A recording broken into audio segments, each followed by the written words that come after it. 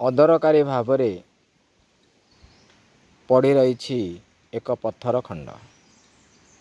ଏହା ଯେତେବେଳେ ମହାରଣା ବା ପଥର କାରିଗର ପାଖରେ ପଡ଼ିଯାଏ, ସେତେବେଳେ ଏହା ଯେକୌଣସି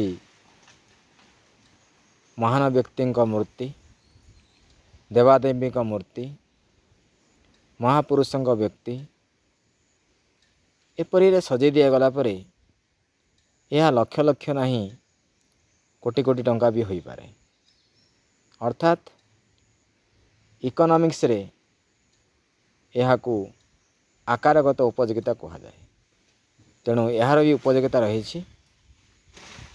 ତେଣୁ ସୃଷ୍ଟିର ପ୍ରତ୍ୟେକ ସୃଷ୍ଟି ଭିତରେ ଉପଯୋଗିତା ରହିଛି। ତାହା ସ୍ଥାନଗତ ହୋଇପାରେ, ଆକାରଗତ ହୋଇପାରେ, ଏପରି ବିଭିନ୍ନ ପ୍ରକାର ଉପଯୋଗିତା ରହିଛି ଯାହା ଇକୋନୋମିକ୍ସରେ ପଠନ କରାଯାଏ।